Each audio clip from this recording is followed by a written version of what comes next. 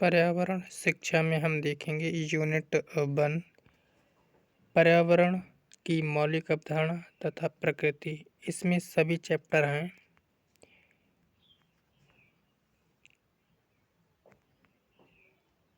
जो भी important answer and question answer हैं वो सभी कराए जाएंगे। पर्यावरण से आप क्या समझते हैं? विभिन्न परिभाषाओं के आधार पर पर्यावरण का अर्थ स्पष्ट कीजिए।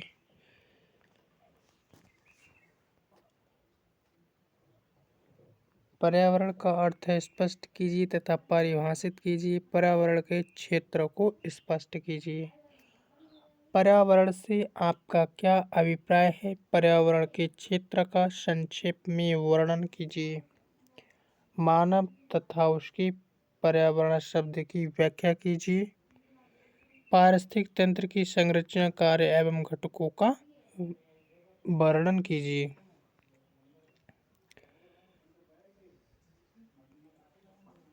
पर्यावरण का अर्थ, मीनिंग ऑफ एनवायरनमेंट।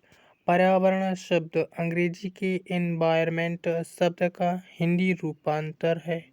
एनवायरनमेंट का अर्थ है वह बाह्य आवरण जो हमें चारों ओर से घेरे हुए है।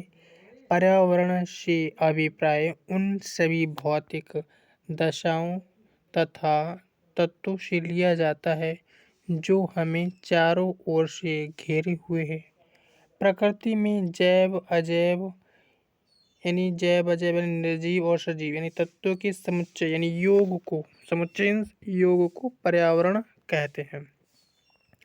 पर्यावरण के 4 घटक सम्मिलित हैं: भूमि, जल, वायु तथा जैविक प्राणी।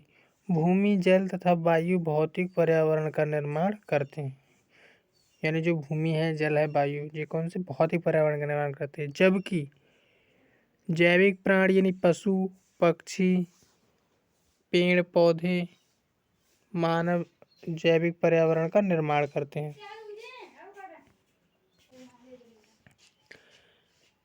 भौतिक पर्यावरण पर ही जैविक पर्यावरण निर्भर करता है तथा जैविक पर्यावरण भूतल पर प्राणी मात्र को जीवन प्रदान करने के लिए खाद्यान्न यानी खाने वाली सामग्री होती है, खाद्यान्न सामग्री एवं अन्य वस्तुएं प्रदान करता है। मानव वनस्पति तथा पशु पक्षियों के बिना जीवित नहीं रह सकता। मानव शरीर की रचना जो होती है इन्हीं तत्वों से मिलकर हुई है। यानी जो जैविक अजैविक तत्व हैं इनसे मिलकर हुई है तथा जीवन की समाप्ति पर शरीर इन्हीं तत्वों में विलीन हो जाता है। बहुत से स्टूडेंट होते हैं पूरी किताब पढ़ लेते हैं मगर छोटे छोटे शब्दों के अर्थ मीनिंग्स कुछ पता ही नहीं होता। इसी वजह से उन्हें किताब को समझने में जो उसमें लिखा होता है कठिनाई होती है। पहले हम देखेंगे छोटे छोटे शब्द हैं उनके अर्थ वगैरह।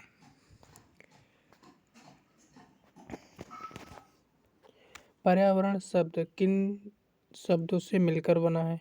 पर्यावरण शब्द एनवायरनमेंट का हिंदी रूपांतर है जो 2 शब्दों एनवायरन तथा मेंट से मिलकर बना है।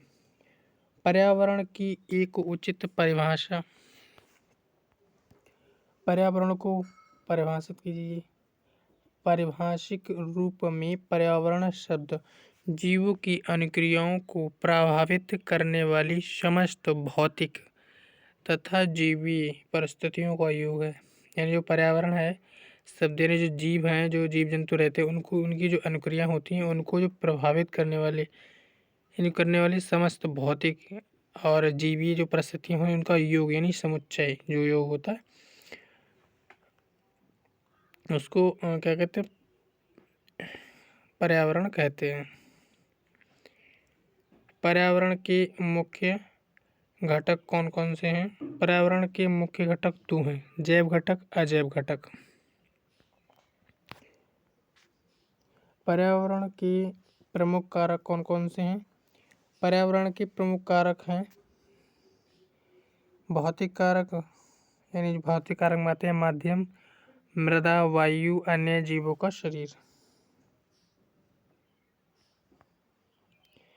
दूसरा इसमें पॉइंट रासायनिक कारक, जीवीय कारक, जलवायु कारक और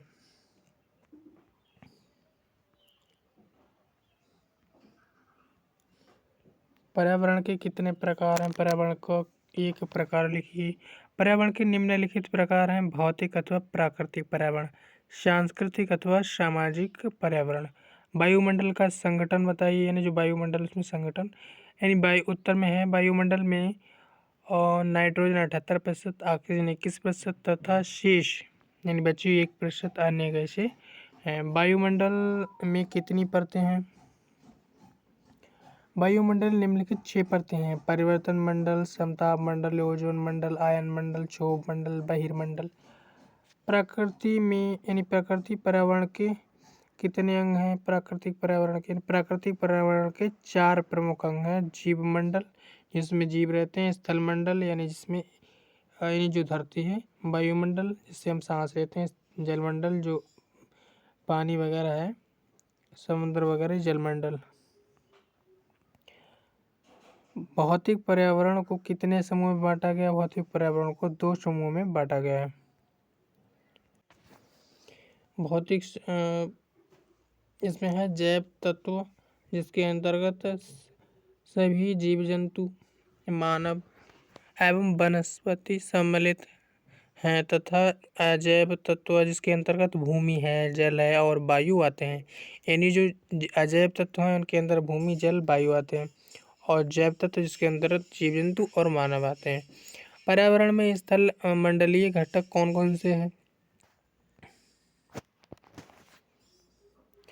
पर्यावरण में जो यानी उत्तर में है मृदा, पर्वतीय ढाल, उच्च शैल एवं खनिज आदि। पारितंत्र का अर्थ बताइए। पारितंत्र किसी स्थान विशेष पर रहने वाले जीव परस्पर एक दूसरे के साथ तथा अपने पर्यावरण के साथ जो अंतः क्रिया करते हैं यही पारितंत्र कहलाता है। यानी पारितंत्र क्या है? जिसमें जो जीव जंतु रहते हैं उसके यानी एक दूसरे के साथ जो भी क्रियाकलाप करते हैं, एक दूसरे के साथ जो भी परस्पर व्यवहार करते हैं उसे क्या कहते हैं? पारितंत्र कहते हैं, अंतःक्रिया करना।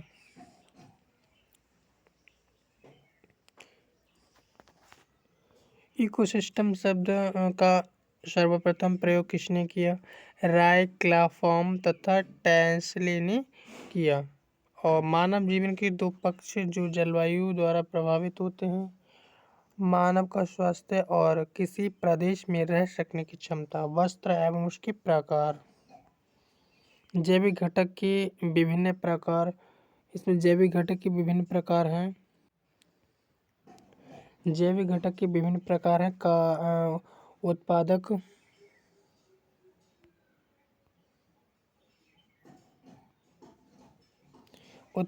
उपभोक्ता, अपघटक। अजैविक घटक के विभिन्न प्रकार यानी अजैविक में आते हैं कार्बनिक पदार्थ, अकार्बनिक पदार्थ, जल, वायु, जैव तत्व। और खाद्य श्रृंखला जो होती है उसे किसे कहते हैं? खाद्य श्रृंखला में यानी तो आहार श्रृंखला या खाद्य श्रृंखला जीवों का वह समूह है जिसमें जीव भोजन और भोज्य के रूप में परस्पर संबंधित रहते हैं। खाद्य श्रृंखला कितने प्रकार की होती है? यानी जो खाद्य श्रृंखला 3 प्रकार की होती है: परभक्षी खाद्य श्रृंखला, परजीवी खाद्य श्रृंखला, मृतजीवी खाद्य श्रृंखला। पारिस्थितिक तंत्र की पोषक संरचना में किस किस को सम्मिलित किया गया है? पोषक तत्व को, खाद्य श्रृंखला को, खाद्य जाल को। पोषक तत्व किसे कहते हैं? पारितंत्र के उत्पादक उपभोक्ता व्यवस्था की प्रत्येक भोजन स्तर को पोषक तत्व कहते हैं। यानी जो पारितंत्र है उसके उत्पादक है, उपभोक्ता जो व्यवस्था बनती है कि प्रत्येक यानी हर एक भोजन स्तर को क्या कहते हैं? पोषक तत्व कहते हैं। खाद्य जाल किसे कहते हैं? पारिस्थितिक तंत्र की अनेक खाद्य श्रृंखलाओं के बीच जो पारस्परिक संबंध होता है उसे खाद्य जाल कहते हैं। यानी जो पारिस्थितिक तंत्र की अनेक खाद्य श्रृंखलाओं के बीच जो आपसी यानी पारस्परिक संबंध होता है उसे खाद्य जाल कहते हैं।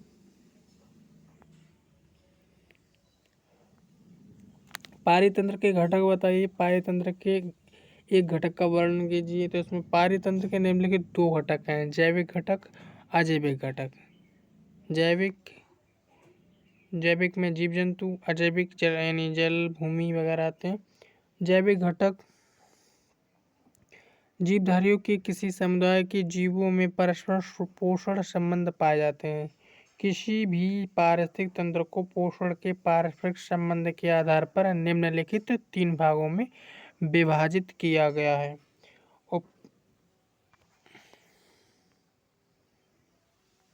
उत्पादक, उपभोक्ता, अपघटक।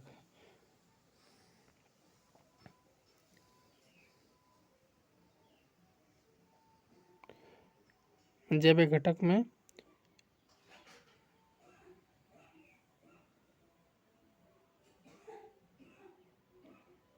3 भागों में बांटा गया है। जैविक घटक में उत्पादक आता है, उपभोक्ता आता है और अपघटक आता है।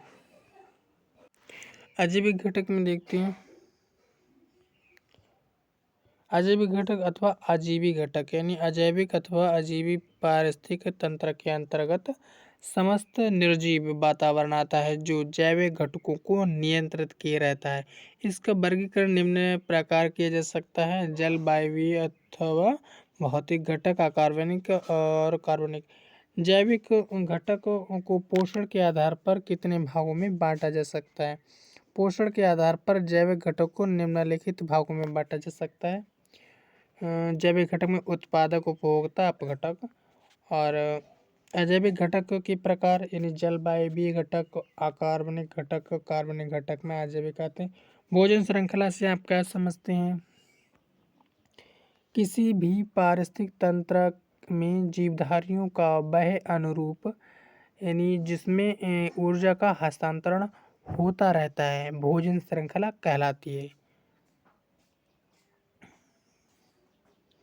यानी जो भोजन श्रृंखला जो किसे कहते हैं, किसी भी पारिस्थितिक तंत्र में जो जीवधारियों का अनुरूप होता है वैसे जिसमें ऊर्जा का हस्तांतरण होता रहता है उसे भोजन श्रृंखला कहते हैं। प्रवाल भित्ति क्या है। प्रवाल भित्ति वह स्थान होता है जो उष्णकटिबंधीय समुद्रों के आसपास गर्म व छिछला क्षेत्र हो तथा जहाँ की जल का तापमान 18 सेल्सियस से कम न हो। चारागाह किसे कहते हैं। चारागाह वह भूभाग जो घास के आच्छादित हो यानी जो जहाँ ज़्यादा घास हो। यानी इन स्थलों की घास मनुष्य द्वारा उगाई नहीं जाती बल्कि स्वयं प्राकृतिक रूप से उगती है।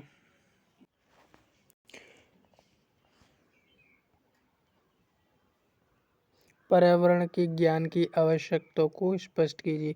पर्यावरण की ज्ञान की आवश्यकता यानी स्वच्छ एवं शुद्ध वातावरण संपूर्ण मानव एवं जीव जंतुओं हेतु अति आवश्यक है। कई दशकों पूर्व जब भारतीय संस्कृति पूर्ण विकसित नहीं थी उस समय जनसंख्या के कम होने पर विचरण के दौरान पदार्थ कम व्यर्थ होता था और जो कुछ अपशिष्ट पदार्थ हो यानी जो वेस्ट हो जाता था तो वह प्राकृतिक कारकों से उदासीन हो जाया करता था। ये प्राकृतिक कारक जल, वायु, प्रकाश एवं ऊष्मा है। इन प्राकृतिक कारकों के अविरल रहने से वातावरण शुद्ध होता रहता था। मानव अन्य बीमारियों एवं परेशानियों से काफ़ी दूर था। वह कभी भी अपशिष्ट पदार्थों को कृत्रिम साधनों से उदासीन करने की बात ही नहीं सोच सकता था। आज का पर्यावरण जनसंख्या वृद्धि, वाहनों एवं चिमनियों से निकल रहे अविरल धुएं, उद्योग धंधों से निकला जहरीला एवं अपशिष्ट पदार्थ, ध्वनि की अधिकता, वनों को काटना व मृत जीवों का सही रूप में निपटारा न करने के कारण प्रदूषित होता जा रहा है जिसके कारण मानव जीवन अनेक रोगों, परेशानियों समस्याओं से घिर गया है। वह इस वातावरण को स्वच्छ करने के लिए कृत्रिम साधनों का प्रयास कर रहा है, निरंतर नए नए उपाय सोच रहा है। वातावरण को शुद्ध बनाने हेतु संपूर्ण विश्व के वैज्ञानिकों की दृष्टि पर एक गहरा प्रश्न लग गया है, यानी प्रश्न चिन्ह लग गया है। उपरोक्त विवरण से स्पष्ट है कि मानव को सही रूप से जीवन यापन करने के लिए पर्यावरण का ज्ञान आवश्यक है।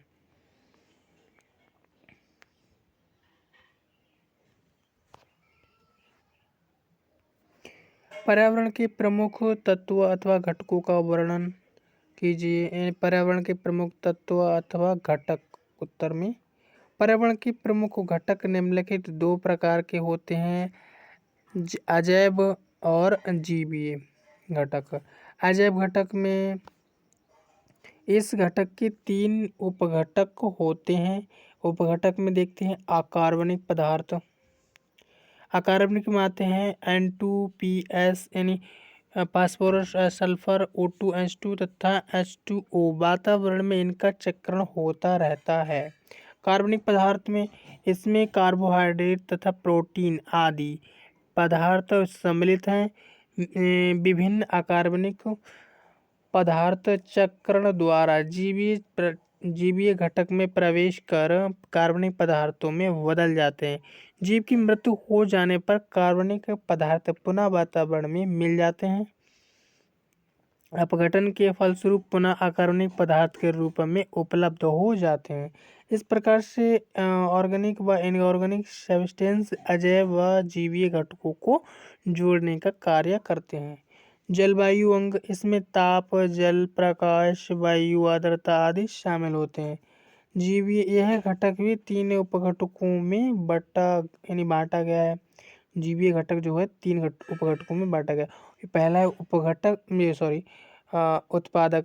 ये हरे पादप एवं प्रकाश संश्लेषी बैक्टीरिया हैं, यानी जो उत्पादक हैं, जो सूर्य के प्रकाश में अकार्बनिक पदार्थों के द्वारा जटिल कार्बनिक पदार्थ बनाते हैं। इसीलिए हरे पादपों को स्वपोषित करते हैं। स्वपोषित जीव अपना कार्बनिक पदार्थ स्वयं निर्मित करते हैं। ऊर्जा की उपलब्धि के स्रोत के आधार पर ये प्रकाश संश्लेषी या रसायन संश्लेषी होते हैं। हरे पादप CO2, H2O व अन्य लवणों की सहायता से सूर्य के प्रकाश में कार्बनिक पदार्थों का संश्लेषण करते हैं, अतः ये स्वपोषित कहलाते हैं।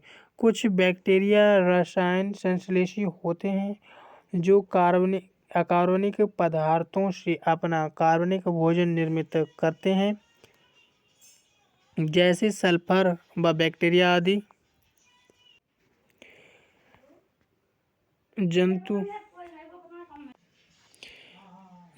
जंतु परपोषित होते हैं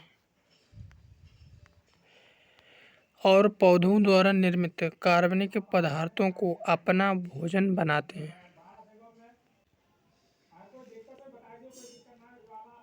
अतः पौधों को उत्पादक कहते हैं। परपोषित जीव अपने भोजन के लिए स्वपोषित जीवों पर निर्भर रहते हैं।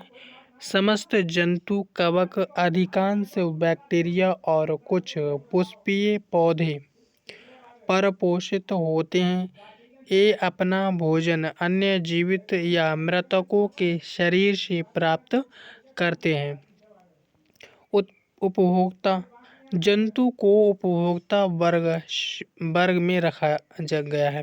ये जो जंतु हैं, जंतु को उपभोक्ता वर्ग में रखा गया, किंतु जंतु भोजन के लिए किसी न किसी रूप में उत्पादकों पर निर्भर रहते हैं। अपघटक ये सूक्ष्म जीव हैं, जैसे मृतजीवी, कवक तथा बैक्टीरिया, जो मृत व क्षय होते हुए उत्पादकों उपभोक्ता का संक्रमण करके जटिल कार्बनिक पदार्थों को सरल यौगिकों में अपघटित कर देते हैं।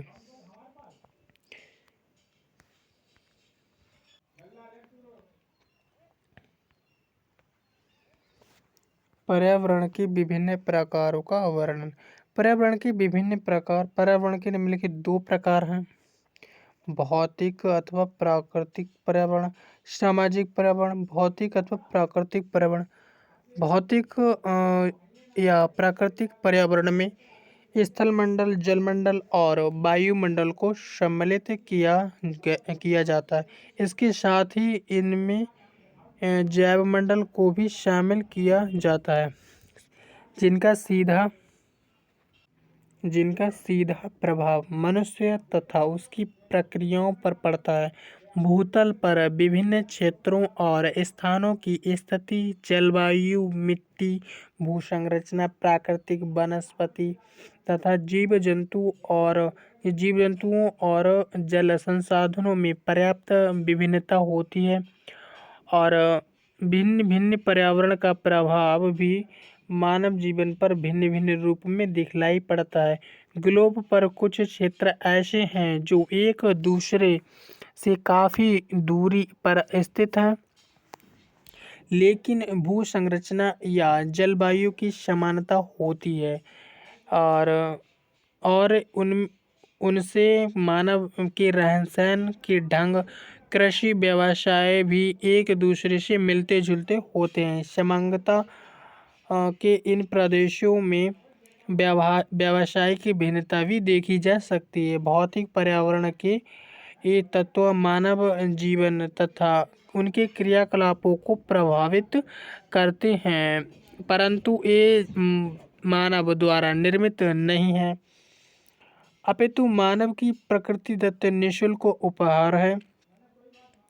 भौतिक पर्यावरण के तत्व मानव के शरीर, स्वास्थ्य तथा उसके क्रियाकलापों को प्रभावित करते हैं। मानव प्राकृतिक पर्यावरण के साथ अपना अनुकूलन करता है और तथा साथ ही पर्यावरण के तत्वों का रूपांतरण अपनी रुचि एवं आवश्यकताओं के अनुसार करता रहता है। सामाजिक पर्यावरण। सामाजिक पर्यावरण मानव के सामाजिक संबंधों से प्रकट होता है।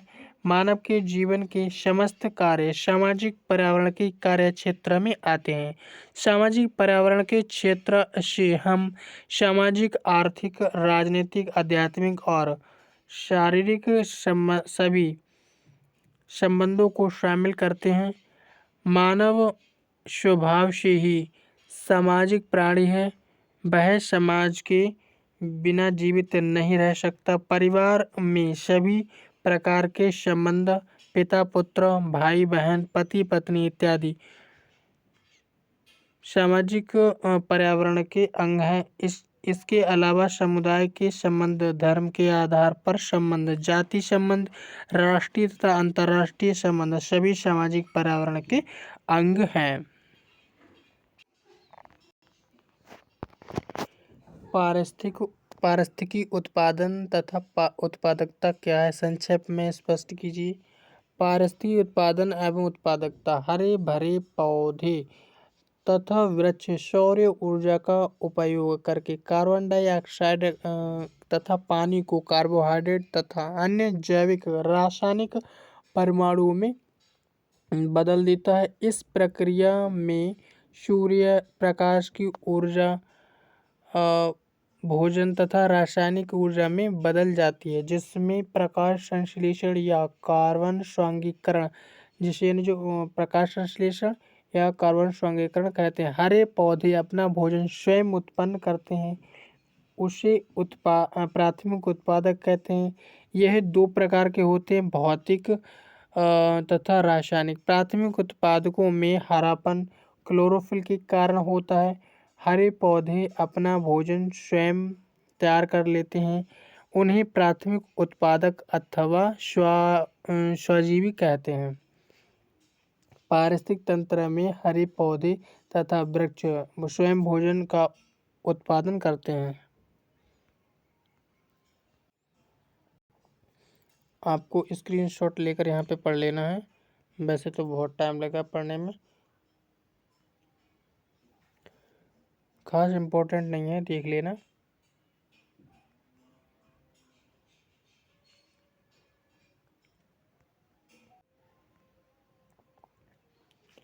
पारिस्थितिक तंत्र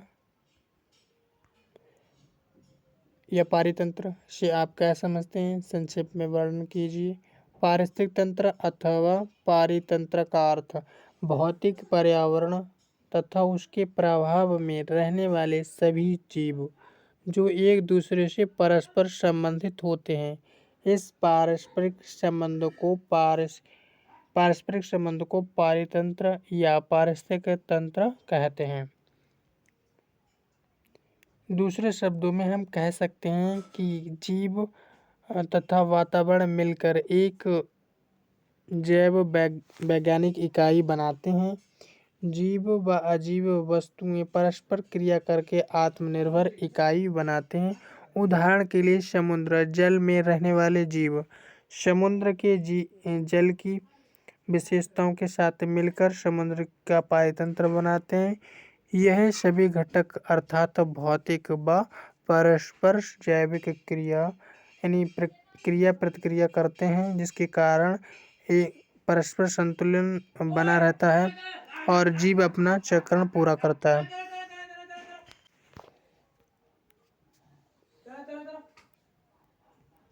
पारितंत्र की परिभाषाएं। क्लार्क के मतानुसार पारितंत्र पारिस्थितिक तंत्र या पारिस्थितिक तंत्र वातावरण तथा समुदाय की क्रियात्मक समक्रिया है। ओडम के शब्दों में पारिस्थितिक तंत्र मूल क्रियात्मक इकाई है जिसमें जीवीय तथा अजीवीय वातावरण में सम्मिलित है जो परस्पर एक दूसरे को प्रभावित करते हैं, जिससे ऊर्जा प्रवाह तंत्र में निश्चित एवं स्पष्ट जीवीय विविधता का चक्र बनता है। हाँ, विशेष इसमें कोई ज़्यादा इम्पोर्टेंट नहीं है, आप ऐसे देख लेना, जो भी इम्पोर्टेंट है वो मैं पढ़ा दे रहा हूँ।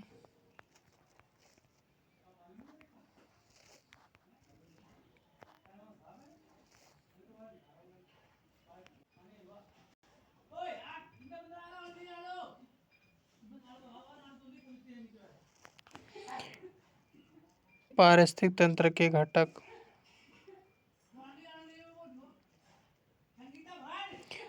पारिस्थितिक तंत्र के घटक इसमें जैव घटक अजैव घटक हैं।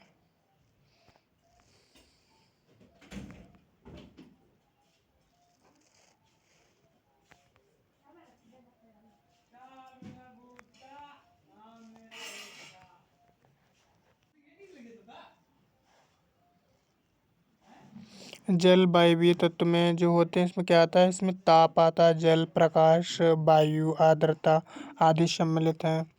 और इसमें एक अच्छे पारितंत्र की आवश्यकता है महत्व।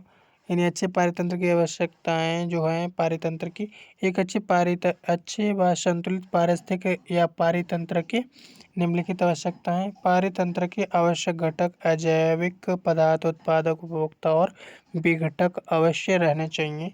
सौर ऊर्जा निरंतर और पर्याप्त मात्रा में मिलती रहनी चाहिए। ऊर्जा प्रवाह के साथ खाद्य श्रृंखला की नियमित क्रियाशीलता होनी चाहिए। प्रकृति से आवश्यक तत्वों की उपलब्धि व्यवस्थित रूप से व विवेकपूर्ण होनी चाहिए, अर्थात प्राकृतिक संसाधनों का अतिदोहन नहीं होना चाहिए। देख लेना, वैसे तो ये विशेष इम्पोर्टेंट नहीं है,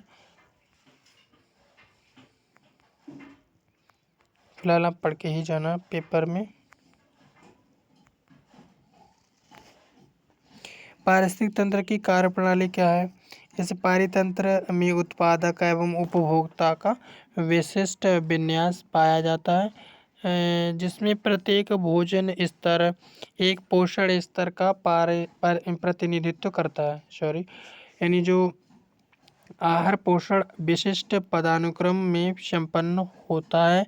आहार तथा ऊर्जा एक जीव से दूसरे जीव में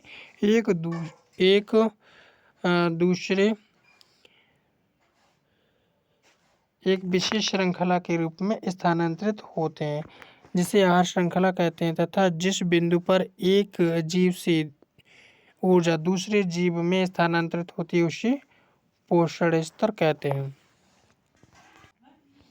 जी, पोषण स्तर है, आपको यहाँ पे पोषण स्तर स्क्रीनशॉट लेकर पढ़ लेना है ताकि बाई चांस कहीं पर आ जाए तो लिख सको। यहाँ पे ये देखते हैं, ये भी इम्पोर्टेंट है।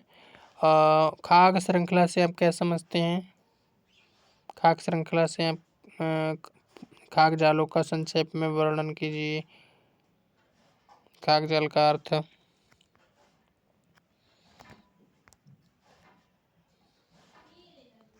उत्तर में यहाँ पे देखते हैं, खाद्य श्रृंखला पारिस्थितिक तंत्र के द्वारा जीव समुदाय में खाद्य पदार्थों को संचालन तथा ऊर्जा का प्रवाह होता है। दूसरे शब्दों में कहा जा सकता है कि पारिस्थितिक तंत्र के विभिन्न जीव, पेड़ पौधे एवं जंतु अपनी पोषण संबंधी आवश्यकताओं के अनुसार एक दूसरे पर निर्भर होते हैं। इस प्रकार वे परस्पर संबंधित आहार श्रृंखला जीवों का वह समूह है जिसमें जीव भोजन के रूप में परस्पर संबंधित रहते हैं। इसमें आहार ऊर्जा भोज्य से भोजन को स्थानांतरित हो जाती है। आहार या श्रृंखला के प्रकार। उपभोक्ताओं की पोषण विधि के आधार पर निम्नलिखित 3 प्रकार की आहार श्रृंखलाएं होती हैं। पहली है परभक्षी खाद्य श्रृंखला। यह श्रृंखला जी इम्पोर्टेंट है, वेरी इम्पोर्टेंट।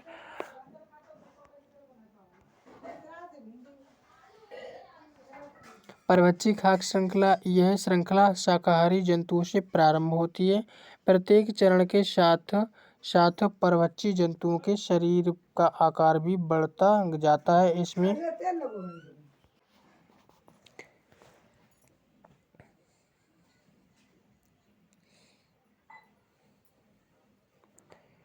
यानी जो परभक्षी खाद्य श्रृंखला होती है, इसमें जो होती है यह श्रृंखला शाकाहारी जंतुओं से प्रारंभ होती है तथा प्रत्येक चरण के साथ साथ परभक्षी जंतुओं के शरीर का आकार भी बढ़ता जाता है। इसमें शाकाहारी जंतु प्रथम उपभोक्ताओं और परभक्षी जीव द्वितीय एवं तृतीय उपभोक्ता होते हैं। परजीवी खाद्य श्रृंखला, यह आहार श्रृंखला या खाद्य श्रृंखला भी शाकाहारी जंतु से प्रारंभ होती है, किंतु इसमें ऊर्जा का प्रभाव बड़े आकार के जंतुओं से छोटे आकार वाले जंतुओं की ओर होता है। अतः बड़े आकार के जंतु पोषक एवं छोटे आकार वाले यानी जंतु जिनकी खाद्य संबंधी आवश्यकता पोषक के द्वारा पूर्ण होती है, परजीवी कहलाते हैं। मृतजीवी खाद्य श्रृंखला, इसके अंतर्गत भोज्य मृतजीवी खाद्य श्रृंखला जो होती है, इसके अंतर्गत भोज्य ऊर्जा मृतक जंतुओं एवं पेड़ पौधों से क्षय होते हुए अकार्बनिक पदार्थों से जीवाणु आदि जीवों में स्थानांतरित होती है। आपको खाद्य जाल है, इसमें यहाँ पे खाद्य जाल हेडिंग पड़ी, ये भी थोड़ा पढ़ लेना है। वैसे तो विशेषता समझा दिया मैंने, स्क्रीनशॉट लेकर पढ़ लेना। यानी पिरामिड जो होता है, पारिस्थितिक पिरामिड, उसके बारे में थोड़ा पढ़ते हैं। पारिस्थितिक पिरामिड यानी पारिस्थितिक तंत्र के अंतर्गत उत्पादक, उपभोक्ता एवं अपघटक के बीच उनकी संख्या ऊर्जा के दृष्टिकोण से जो पारिस्थितिक संबंध होता है उसे प्रकट करने के लिए पिरामिड का प्रयोग किया जा सकता है, जिसके द्वारा पारिस्थितिक तंत्र की जीव भार, संख्या एवं ऊर्जा का सरलतापूर्वक अध्ययन किया जा सकता है। पिरामिड 3 प्रकार के होते हैं, यहाँ पे आप पढ़ लेना, फिलहाल हम थोड़ा समझा दिए। इसमें जीव संख्या का पिरामिड और जैव भार पिरामिड, ऊर्जा का पिरामिड। पर्यावरण शिक्षा में विद्यालय एवं शिक्षकों की भूमिका व जिम्मेदारी। पर्यावरण शिक्षा में विद्यालयों और शिक्षकों की भूमिका, इसमें बताया गया उत्तर में, एक चीनी कहावत के अनुसार यदि आप 1 वर्ष आगे की बात सोच रहे हैं तो चावल उगाएं, यदि आप 10 वर्ष आगे की बात सोच रहे हैं तो पेड़ लगाएं, और यदि आप 100 वर्ष आगे की बात सोच रहे हैं तो लोगों को शिक्षित करें। उपरोक्त कहावत की महत्ता उसके दार्शनिक ज्ञान में निहित है। यदि यह शिक्षा को मानव वृद्धि और प्रगति में सबसे महत्वपूर्ण क्षेत्र के रूप में स्थान देता है। शिक्षा हमारी आवश्यकताओं जैसे भोजन, चारा, दवा और आवास को सुनिश्चित करने में हमारी मदद करने के अलावा हमारी अनभिज्ञता, अविवेक और अंधविश्वास को दूर करने में मदद करती है। इस संदर्भ में यूनेस्को ने कहा है कि शिक्षा अपने विस्तृत रूप में लोगों के बीच नए संबंध को बनाने और कल्पना करने के सभी प्रयासों में प्रमुख भाग के रूप में जुड़ा होना चाहिए तथा पर्यावरण की आवश्यकताओं के प्रति महानतम आदर भाव को प्रोत्साहित करने वाली होनी चाहिए। यहाँ पे आप जो पॉइंट लिखे हुए हैं जहाँ पढ़ लेना।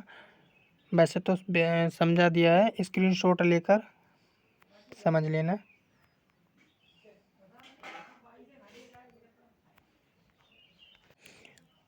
अब आते हैं पर्यावरण शिक्षा के यूनिट 2 पर, प्राकृतिक संसाधन तथा संबंधित समस्याएं।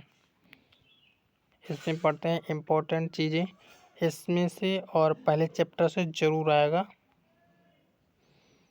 यानी संसाधन से आप क्या समझते हैं, विस्तार पूर्वक स्पष्ट कीजिए। संसाधन के वर्गीकरण पर एक संक्षिप्त लेख लिखिए।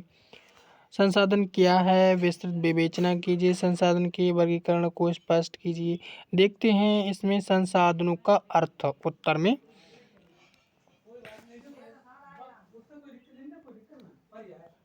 संसाधनों का अर्थ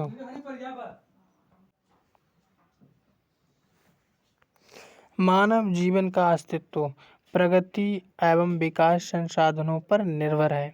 आदिकाल से मनुष्य प्रकृति से विभिन्न प्रकार की वस्तुएं प्राप्त कर अपनी आवश्यकताओं को पूरा करता रहा है। वास्तव में संसाधन वे हैं जिनकी उपयोगिता मानव के लिए हो। कोई भी जैविक एवं अजैविक पदार्थ तब तक संसाधन नहीं बन सकता जब तक वह मानव के लिए उपयोगी न हो। अर्थात वे पदार्थ या वस्तुएं या ऊर्जा जो मानव की सहायता के लिए या किसी आवश्यकता की पूर्ति के लिए प्रयोग किए जाते हैं, संसाधन कहलाते हैं। संसाधनों के साथ उनकी उपयोगिता एवं कार्यात्मकता जुड़ी है। संसाधन की शब्दकोशीय परिभाषा, जिस पर कोई सहायता, पोषण और आपूर्ति हेतु आश्रित हो। दिए गए साधनों को प्राप्त करने का ढंग, अनुकूलन परिस्थितियों से लाभ उठाने की क्षमता। स्पष्ट है कि वस्तु जो मनुष्य के ग्रहण करने योग्य हो या वह उसकी आवश्यकता की पूर्ति करती हो, संसाधन है। चाहे वह प्रकृति हो अथवा सांस्कृतिक या मानवीय, किंतु संसाधन का आवश्यक गुण कार्यात्मक है जिसमें उपयोगिता निहित है। जैसा कि सिमरमैन ने अपनी प्रसिद्ध पुस्तक में यानी वर्ल्ड रिसोर्सेस एंड इंडस्ट्री में जो लिखा है, यानी the world resource does not refer to a thing और a substance but to a function which a thing or a substance may perform or to an।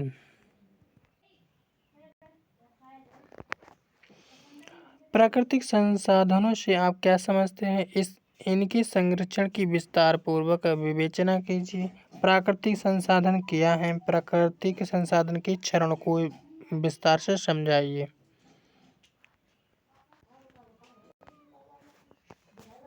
प्राकृतिक संसाधनों का अर्थ, प्राकृतिक संसाधन से तात्पर्य वे संसाधन हैं जो प्राकृतिक वातावरण ने हमें प्रदान किए हैं, जिनके निर्माण में मानव का हाथ नहीं, किंतु जिन्हें हम विविध प्रकार से उपयोग में लाते हैं, जैसे वायु, सौर ऊर्जा, भूमि, मृदा, जलीय संसाधन, नदियाँ, झीलें, जलप्रपात, तालाब, सागर, महासागर, भूमिगत जल, खनिज संसाधन, धात्विक खनिज, अधात्विक खनिज, शक्ति के संसाधन, प्राकृतिक वनस्पति, वन, चारागाह एवं जंतु संसाधन। मानवीय संसाधन यानी मानवीय संसाधन के अंतर्गत स्वयं मानव एक संसाधन है। मानव अपने श्रम, ज्ञान एवं तकनीक से विविध संसाधनों का उपयोग करता है। प्रत्येक देश एवं क्षेत्र की जनसंख्या तथा उसकी शारीरिक व मानसिक क्षमता पर ही वहाँ का विकास निर्भर है। संस्कृति का विकास भी एक संसाधन प्रतिरूप है। ज्ञान विज्ञान की प्रगति से ही प्राकृतिक संसाधनों का उचित उपयोग संभव है। संसाधनों के उपयुक्त वर्गीकरण से विविध पक्षों से स्पष्ट है कि संसाधन प्राकृतिक पर्यावरण के अभिन्न अंग हैं तथा पारिस्थितिक तंत्र को संतुलित रखने में महती भूमिका निभाते हैं। इन पर एक ओर मानव की प्रगति एवं विकास निर्भर है, दूसरी ओर पर्यावरण संरक्षण अनियमित एवं अनियंत्रित रूप से संसाधनों का दोहन भविष्य के लिए चिंता का विषय है। इसी कारण इसके संरक्षण का विचार प्रारंभ हुआ और आज विश्व के सभी राष्ट्र इस दिशा में सचेत हैं। संरक्षण का अर्थ, संरक्षण शब्द का मूल अंग्रेजी पार्य कंजर्वेशन लैटिन भाषा के कॉन अर्थात टुगेदर तथा सेवियर अर्थात गार्ड यानी रक्षा से बना है, जिसका अर्थ है सुरक्षा या संरक्षण। संरक्षण शब्द का प्रयोग पर्यावरण एवं पारिस्थितिकी अध्ययन में विशेष रूप से संसाधनों एवं पर्यावरण के संरक्षण के संदर्भ में किया जाता है। मानव आदिकाल से प्राकृतिक संसाधनों का उपयोग एवं उपभोग करता आया है और आज भी कर रहा है।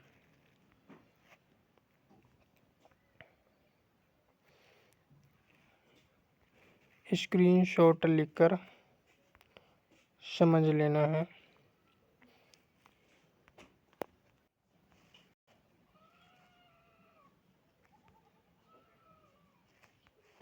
वन संसाधन से आप क्या समझते हैं? वन संरक्षण की आवश्यकता को स्पष्ट कीजिए। वन संरक्षण के उपायों का वर्णन कीजिए। Important, very important. वन संसाधन से आप क्या समझते हैं? वन विनाश के कारण हम वन संरक्षण किस प्रकार कर सकते हैं? वन संसाधन वृक्षों के द्वारा सघन रूप से ढका हुआ विस्तृत स्थानीय क्षेत्र वन कहलाता है। वनस्पतियों का अधिकांश भाग वनों में ही पाया जाता है। विस्तार के अतिरिक्त वनों में वनस्पतियों की विविधता भी पाई जाती है। वन किसी भी देश की अमूल्य संपत्ति होते हैं। दृश्य वनों से न केवल जलवायु प्रभावित होती बल्कि उद्योगों को कच्चा माल व अनेक साधन प्राप्त होते हैं। वनों का संरक्षण इस दृष्टिकोण से तो आवश्यक है ही, लेकिन समूचे क्षेत्र एवं प्रदेश में तापमान, वर्षा, आर्द्रता व पारिस्थितिकी संतुलन को बनाए रखने की दृष्टि से भी महत्वपूर्ण है। इसीलिए वन हमारे लिए वरदान है। वन संरक्षण की आवश्यकता है, इसे भी पढ़ लेना है। वन संसाधन संरक्षण के उपाय स्क्रीनशॉट लेकर पढ़ लेना। नियंत्रित एवं उचित विधि से कटाई।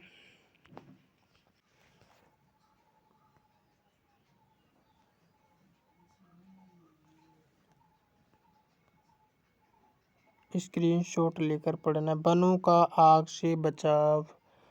कृषि एवं आवास हेतु वनों के विनाश पर रोक। वन संरक्षण। वन संरक्षण बांधों से वनों के जलमग्न होने से बचाव।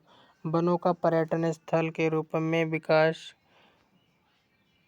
स्क्रीनशॉट लेकर पढ़ लेना है। आगे इसमें देखते हैं। पुनः वन लगाना, वृक्षारोपण वन संरक्षण में प्रशासक भूमिका।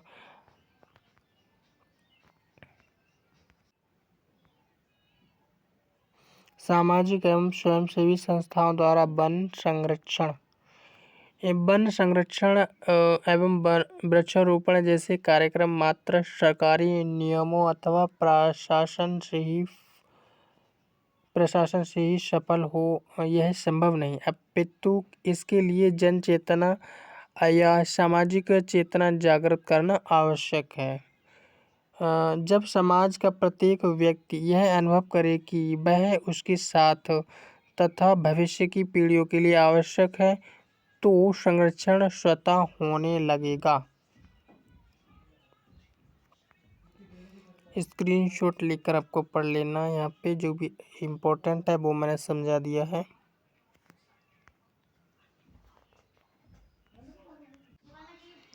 जल संसाधन का संक्षेप में वर्णन कीजिए। जल स्रोतों का वर्णन कीजिए। जल की उपयोगिता। जल की मुख्य स्रोत कौन से हैं? जल के बढ़ते अभाव के कारण जल के उचित उपयोग हेतु सुझाव। इम्पोर्टेंट है, वेरी इम्पोर्टेंट।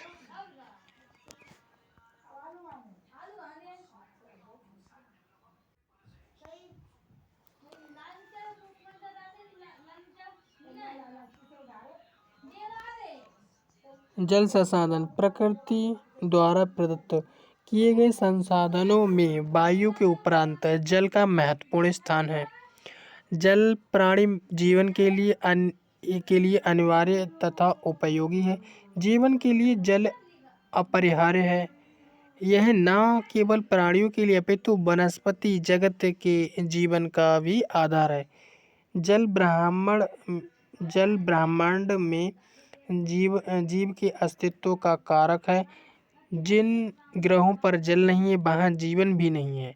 पृथ्वी पर भी जहाँ जल है वहीं जीवन है। सूखे रेगिस्तानी इलाकों में नखलिस्तान के आसपास ही जीवन पाया जाता है। प्राचीन काल में भी सभी सभ्यताएं नदियों के किनारे ही विकसित हुई, क्योंकि उनके लिए नदी का जल अच्छा स्रोत होती थी। प्रत्येक सभ्यता जल के विकास यानी जल के कारण ही उत्पन्न एवं विकसित हुई, इसीलिए कहा जाता है जल ही जीवन है। आपको यहाँ पे स्क्रीनशॉट लेकर पढ़ लेना। जल के मुख्य स्रोत वैसे तो समझा दिया है। इन पृथ्वी पर जल के अनेक स्रोत हैं। समुद्र, वर्षा, झीलें, नदियाँ, नाले, तालाब, झरने, कुएं, बावड़ी, नल तथा भूमिगत जल। प्रत्येक स्रोत से प्राप्त जल के अपने अपने गुण धर्म होते हैं।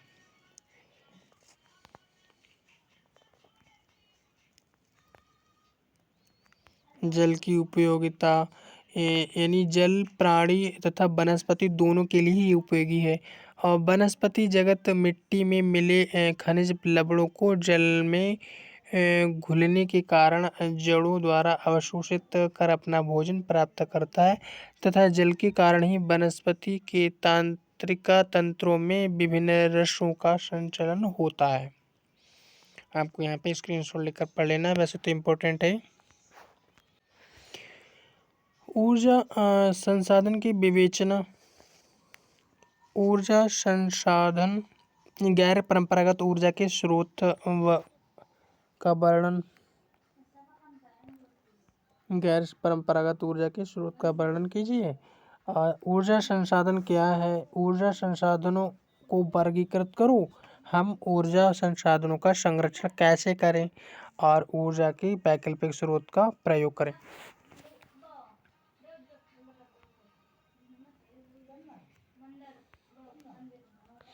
यहाँ पे देखते हैं ऊर्जा का अर्थ। किसी वस्तु की कार्य करने की क्षमता को उस वस्तु की ऊर्जा कहते हैं। ऊर्जा एक अदिश राशि है। इसका अक्षय मात्रक जूल है। वस्तु में जिस कारण से कार्य करने की क्षमता आ जाती है उसे ऊर्जा कहते हैं। ऊर्जा संसाधन। ऊर्जा के बिना कोई कार्य तथा क्रिया संभव नहीं है। प्राणी को सहज से सहज कार्य के संपादन के लिए भी ऊर्जा चाहिए। प्राणी को अपने दैनिक कार्य तक करने के लिए ऊर्जा की आवश्यकता होती है। संपादित किए जाने वाले कार्य का कठिनाई स्तर ज्यों-ज्यों बढ़ता जाएगा त्यों-त्यों ऊर्जा की अधिक आवश्यकता पड़ेगी। परिणाम स्वरूप एक बैल को भूसा खाने के लिए एक बैल को भूसा खाने के लिए जितनी ऊर्जा चाहिए उससे कहीं बहुत ज़्यादा ऊर्जा हल चलाने के लिए चाहिए। इसी प्रकार चूहे को सामान्य रूप से दौड़ने के लिए तथा बिल्ली द्वारा पीछा करने पर दौड़ने के लिए अलग अलग मात्रा में ऊर्जा चाहिए। ऊर्जा की आवश्यकता प्राणियों को होती है, ऐसा नहीं है। विभिन्न यंत्रों तथा मशीनों के संचालन के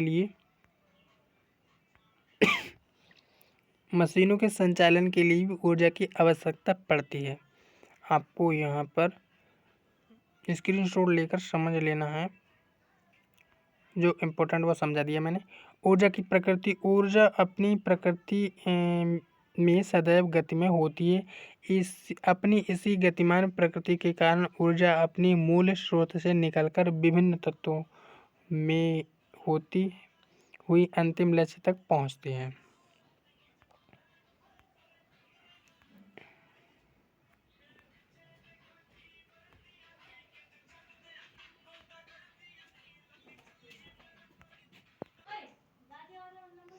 ऊर्जा के स्रोत। हमें ऊर्जा विभिन्न स्रोतों से प्राप्त होती है, जैसे सूर्य से, सौर ऊर्जा, खनिज से, कोयला खनिजों से हमें कोयला, खनिज तेल, गैस, आणविक ईंधन आदि। लकड़ी से, अपशिष्ट पदार्थों से, सूखी पत्तियों, गोबर, कूड़ा कचरा आदि से। ऐसे विभिन्न हैं, स्क्रीनशॉट लेकर समझ लेना है। पवन ऊर्जा है, इसमें वन उत्पादन, लकड़ी से ऊर्जा है, फसल अवशिष्ट तथा उपले हैं।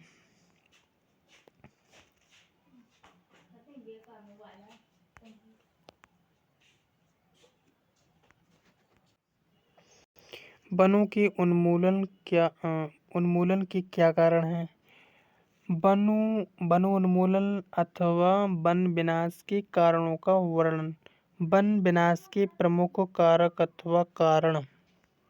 इम्पोर्टेंट है, वेरी इम्पोर्टेंट।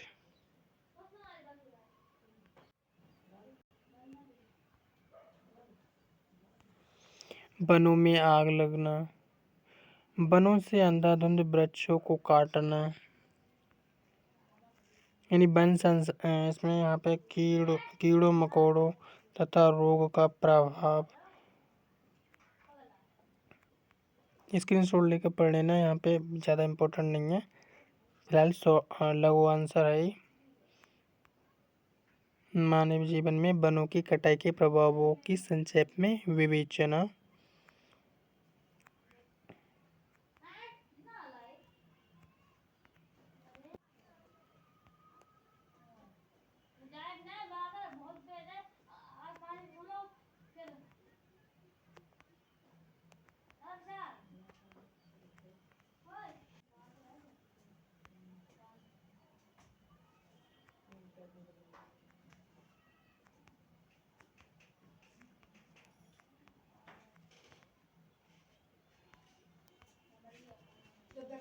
पत्र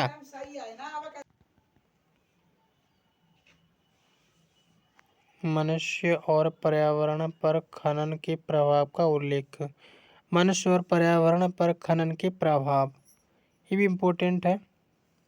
सामान्यतः खनिजों की ऊपरी सतह या सीमित गहराई तक खोदकर छोड़ दिया जाता है, क्योंकि जैसे जैसे गहराई में वृद्धि होती है खर्च जो है अधिक आता है। उच्च तकनीकी की आवश्यकता होती और जोखिम भी अधिक होता है, किंतु यह प्रवृत्ति जो होती है खनिजों के उपयोग एवं संरक्षण के लिए हानिकारक है, क्योंकि बचा हुआ खनिज वहाँ उपयोगी रह जाता है और उसे पुनः प्राप्त करने के लिए अधिक खर्च आता है। ऊर्जा का अर्थ ऊर्जा के गैर परंपरागत एवं वैकल्पिक स्रोत जल शक्ति है। भारत में जल विद्युत ऊर्जा की अधिकतम संभावनाओं की अधिकृत जानकारी ज्ञात करने के लिए केंद्रीय जल एवं ऊर्जा आयोग ने एक विशाल सर्वेक्षण वर्ष 1993-60 के मध्य किया। वन ऊर्जा यहाँ पे दी हुई है।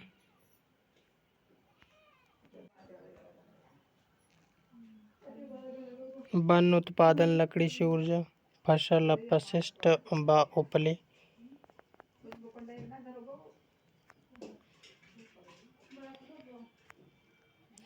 जलाभाव एवं लवणता क्या है? इसमें जल भराव एवं लवणता। जल भराव मिट्टी को गीला करने को प्रदर्शित करता है। जल भराव से तात्पर्य है मिट्टी का इतना गीला होना कि कृषि के योग्य ना रहे, अर्थात ऐसी मिट्टी जिस पर कृषि संभव ना हो। मिट्टी में बीजों को उगने के लिए जल के साथ साथ वायु की आवश्यकता होती। जल भराव के कारण बीजों को हवा नहीं मिल पाती, इसलिए जल भराव के कारण मिट्टी में बीज नहीं उग पाते। मृदा में लवण यानी नमक की मात्रा को मृदा लवणता कहते हैं। मृदा में नमक की मात्रा बढ़ने की क्रिया लवणीकरण कहलाती। नमक प्राकृतिक रूप से मिट्टी तथा जल में पाया जाता है। मृदा का लवणीकरण प्राकृतिक प्रक्रिया द्वारा हो सकता है, जैसे खनिज अपक्षय या समुद्र के क्रमशः दूर जाने से सिंचाई के करने आदि कृत्रिम क्रियाओं से भी मृदा में लवणता बढ़ जाती है और मृदा पोटाश से दूर जाती है। प्राकृतिक संसाधन क्या है, अर्थ बताइए। प्राकृतिक पर्यावरण के किसी भी घटक का उपयोग मानव अपने कल्याण के लिए करता है, उसे प्राकृतिक संसाधन कहते हैं। प्राकृतिक संसाधन के कितने प्रकार होते हैं? प्राकृतिक संसाधन मुख्यतः दो प्रकार के होते हैं, क्षय तथा अक्षयकारी। यानी जो प्राकृतिक संसाधन दो प्रकार के होते हैं। अक्षय संसाधन से आप क्या समझते हैं? अक्षय संसाधन अच्छे संसाधन वे प्राकृतिक संसाधन है जो काफ़ी प्रचुरता में पाए जाते हैं और इनको क्षय अथवा नष्ट नहीं किया जा सकता, जैसे वायु शक्ति, सौर ऊर्जा, ज्वार ऊर्जा, वर्षा, परमाणु ऊर्जा आदि। अब क्षय संसाधन किसे कहते हैं? ये प्राकृतिक संसाधन है जिसके निरंतर प्रयोग से उसके समाप्त हो जाने अथवा नष्ट हो जाने की संभावना रहती है। क्षयकारी संसाधन क्षयकारी संसाधन के प्रकार बताइए। क्षयकारी संसाधन के दो प्रकार हैं, अनवीनीकरण और नवीनीकरण।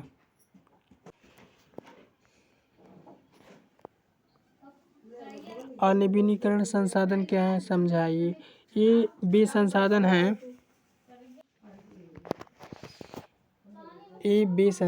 हैं जिन्हें पुनर्निर्मित अथवा पैदा नहीं किया जा सकता, जैसे ईंधन है, कोयला है, गैस है, खनिज, जैविक प्रजातियां आदि।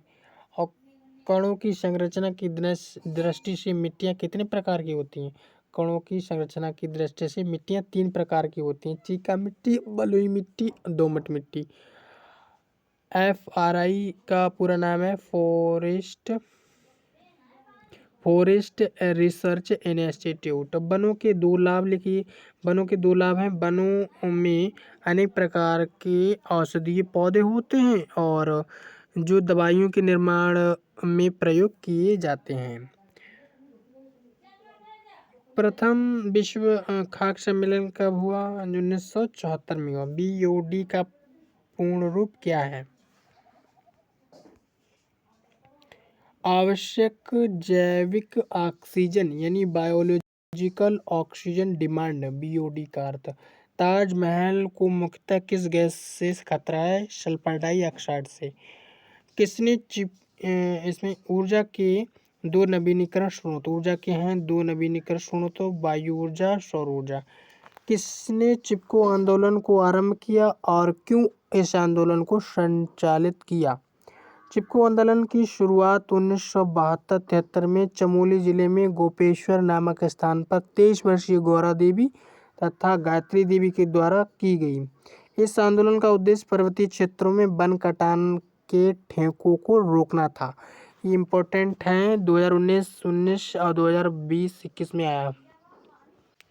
तीसरा चैप्टर देखते हैं, जैव विविधता तथा उसका संरक्षण। जैव विविधता या विषमता से आप क्या समझते हैं, विस्तार पूर्वक वर्णन कीजिए। भारत में वृहद विविधता अथवा राष्ट्र क्यों माना जाता है? जो भारत है उसको यानी बड़ा, यानी भारत वृहद विविधता वाला राष्ट्र क्यों माना जाता है? जैव विविधता या विषमता का अर्थ। सामान्यतः जैव विविधता का अर्थ जीव जंतुओं एवं वनस्पतियों की विभिन्नता अर्थात इसके भिन्न प्रकारों से है। किसी विशेष स्थान, प्रदेश अथवा देश के नैसर्गिक परिवेश में पाए जाने वाले जीव जंतुओं एवं पेड़ पौधों की प्रजातियों को सामूहिक रूप से उस स्थान विशेष की जैव विविधता कहा जाता है। अतएव जैव विविधता विभिन्न प्रकार के पेड़ पौधों एवं जीव जंतुओं की सामान्य एवं विशेष प्रजातियां हैं जो किसी पर्यावरणीय समुदाय में पाई जाती हैं। ये प्रजातियां किसी पर्यावरण अथवा किसी पारिस्थितिक तंत्र में अनायास ही उत्पन्न नहीं हो जाती। प्रकृति को इनका निर्माण करने में लाखों करोड़ों वर्ष का समय लगता है। भारत एक विशाल देश है, इसमें अत्यधिक जैव विविधता पाई जाती है। स्क्रीनशॉट लेकर पढ़ लेना है, समझ लेना है आपको। वन्य जीवों का वर्गीकरण अथवा कार्य क्षेत्र। स्तनपायी पक्षी, सरीसृप, अन्य उदाहरणों कीड़े मकोड़े, ऐसे छोटे जानवर जिनके 6 पैर होते हैं अथवा अधिकतम जो उड़ सकते हैं, वे इसी श्रेणी में आते हैं, कीड़े मकोड़ों की। इन्हें पक्षियों में गिनते हैं, कीड़े मकोड़ों को। आनुवंशिक विविधता तथा प्रजातियां विविधता की विवेचना।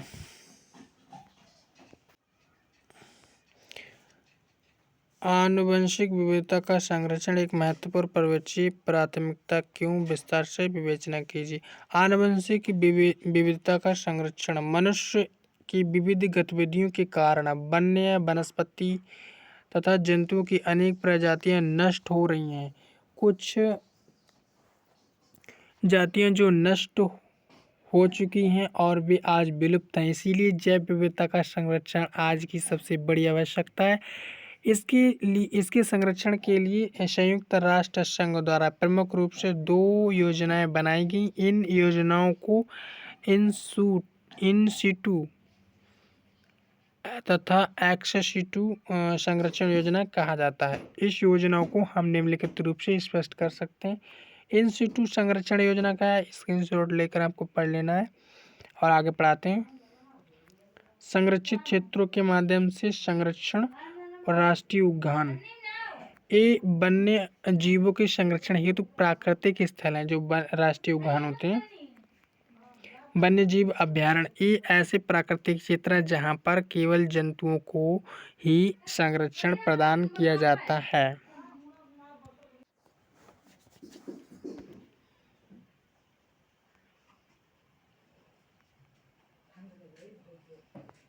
बायोस्फीयर रिजर्व संरक्षण। बायोस्फीयर रिजर्व संरक्षित क्षेत्र की एक विशेष श्रेणी है। इस क्षेत्र में मनुष्य की गतिविधियां एक सीमा तक ही जारी रहती हैं।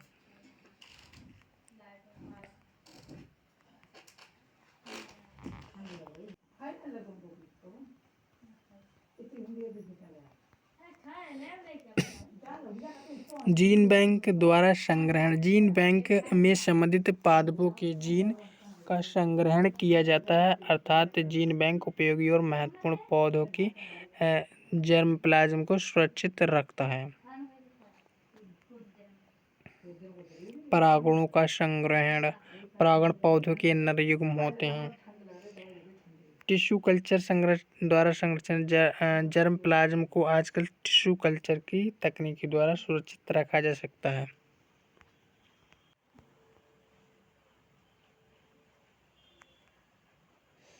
इम्पोर्टेंट है, पढ़ लेना।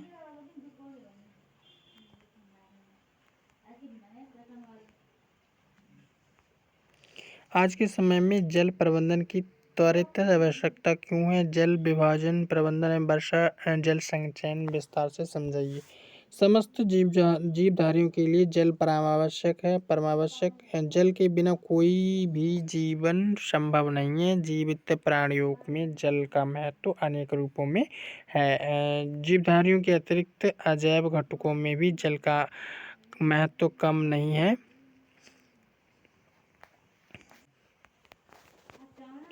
जल कृषि के लिए आवश्यक साधन है।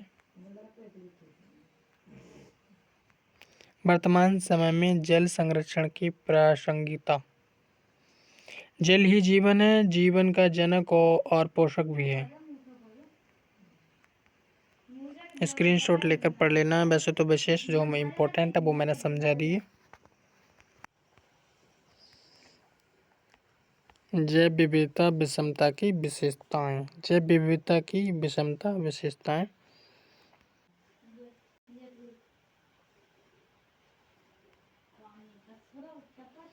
जैव विविधता की आवश्यकता बताइए। जैव विविधता की आवश्यकता। जैव विविधता की प्रकृति में अहम भूमिका है। जैव विविधता की जो प्रकृति में अहम भूमिका है, इससे जीवों के पृथ्वी पर आविर्भाव एवं विकास का बोध होता है तथा जैविक प्रक्रिया का वैज्ञानिक आधार का पता चलता है। जीवों की विषमता को अनेक कारक प्रभावित करते हैं। जैविक विषमता इस प्रक्रिया के आकलन का महत्वपूर्ण उपकरण है। जैविक विषमता पर अनेक कारक प्रभाव डालते हैं। किसी स्थान के जीवधारी के स्वास्थ्य और जीवन यापन का बोध जैविक विषमता से होता है।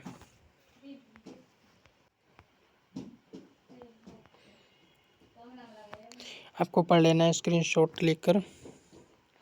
विशेष इम्पोर्टेंट है वो समझा दिए।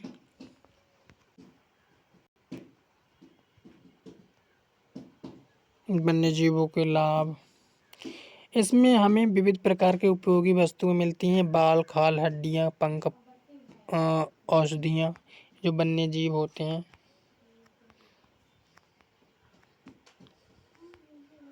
संकटग्रस्त वन्य जीव हमारी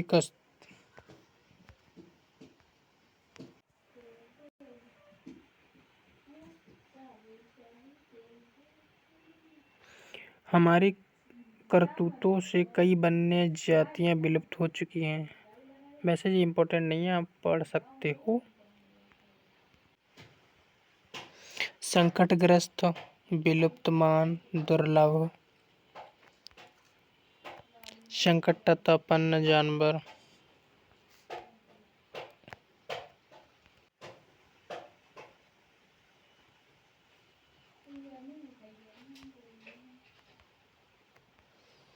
वन्यजीव संरक्षण हेतु व्यावहारिक सुझाव।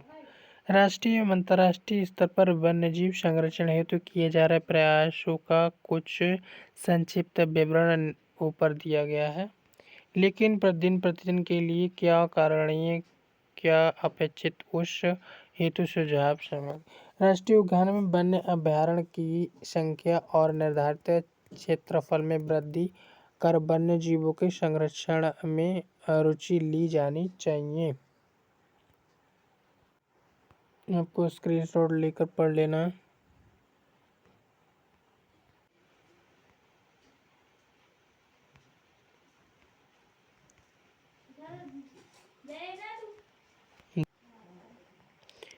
भारत में राष्ट्रीय उद्यान तथा पक्षी विहारों के नाम है इसमें। भारत में राष्ट्रीय उद्यानों में बांधवगढ़ मध्य प्रदेश, बांदीपुर कर्नाटक, ऐसे कई हैं। पढ़ लेना, इम्पोर्टेंट है। स्क्रीनशॉट लेकर पढ़ लेना।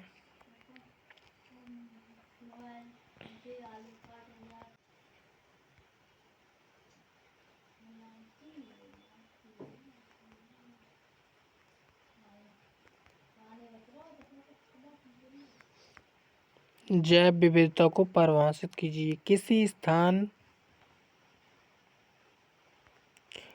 स्थान, प्रदेश या देश में नैसर्गिक परिवेश में पाए जाने वाले जीव जंतु एवं पेड़ पौधों की प्रजातियों को सामूहिक रूप से उस स्थान विशेष की जैव विविधता कहा जाता है।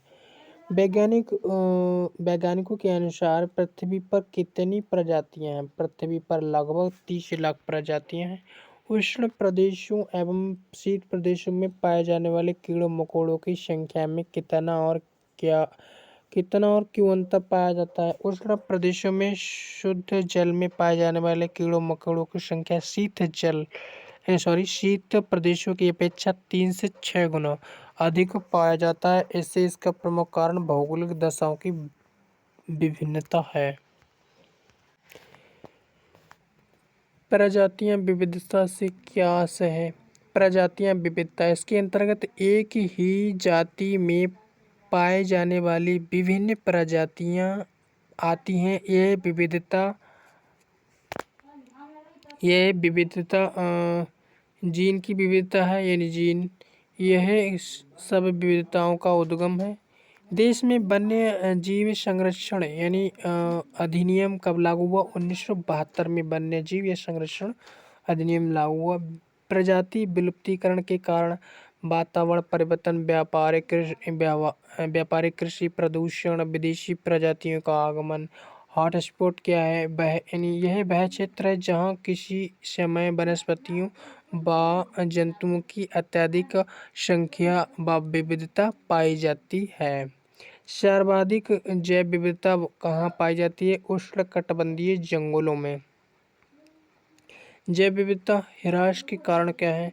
आवास का विनाश, शिकार, चिड़ियाघर व अनुसंधान के लिए पकड़। जलीय प्रदूषण, जंगलों का विनाश।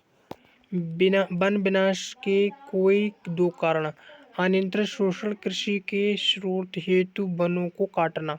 वन्य जीवों के संरक्षण के दो कारण बताइए। वनों के विनाश को रोकना, जो वन्य जीवों के आश्रय स्थल हैं।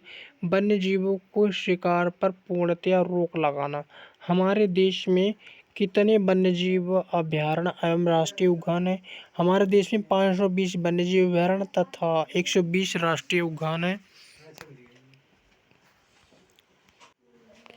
वन विनाश के कोई दो कारण: कृषि के लिए वन विनाश, खनिज खनन के लिए वन विनाश।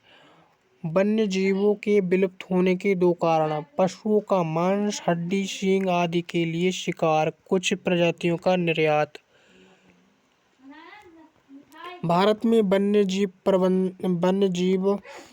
जीवन प्रबंधन संगठन के दो लक्ष्य: प्राकृतिक वास स्थलों की प्रजातियों का नियमित व सीमित प्रयोग, भौतिक सुरक्षा स्थलों में वनस्पति तथा पशु पक्षियों का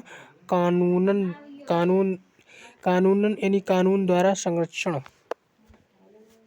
भारत में रेगिस्तानी मिट्टी कहाँ पाई जाती है? भारत में रेगिस्तानी मिट्टी राजस्थान के अधिकांश भागों में रेगिस्तान के सदृश क्षेत्रों जैसे रण के कच्छ में पाई जाती है। वन्य जीवों का एक लाभ: इसमें हमें विविध प्रकार की उपयोगी चीजें मिलती हैं। खाल है, बाल है, हड्डियां, पंख और औषधियां आदि। भारत में पशुओं तथा पादपों की लगभग कितनी प्रजातियां हैं? भारत में लगभग 75,000 पशुओं की जातियां और 45,000 पादपों की प्रजातियां पाई जाती हैं। भारत को कितने फ्लोरिस्टिक क्षेत्र में बांटा जा सकता है? 8 में बांटा जा सकता है। National wild life action plan कब बना? 1982 में बना है national wild life action. Kanha राष्ट्रीय उद्यान किस राज्य में है? मध्य प्रदेश में। जैव विविधता के संदर्भ में भारत का सबसे समृद्ध क्षेत्र कौन सा है? केरल राज्य की साइलेंट वैली और न्यू स्वालन रिजर्व। पादप प्लवक किस पारिस्थितिकी तंत्र के सदस्य हैं? मरुस्थलीय। पादप प्लवक जो है मरुस्थलीय पारिस्थितिकी तंत्र के सदस्य हैं। इताई रोग किस तत्व के कारण होता है? कैडमियम के कारण होता है। फूलों की घाटी किस राज्य में स्थित है? उत्तराखंड में। भारत में किस राज्य में दुधवा नेशनल पार्क स्थित है? उत्तर प्रदेश में। अर्थस्केन संस्था का मुख्य उद्देश्य क्या है? अर्थस्केन संस्था पर्यावरण संबंधी साहित्य तैयार कर विश्व के हर कोने तक पहुंचाती है। जो अर्थस्केन संस्था है और संस्था पर्यावरण संबंधी साहित्य तैयार कर विश्व के सभी कोनों में पहुंचाती है।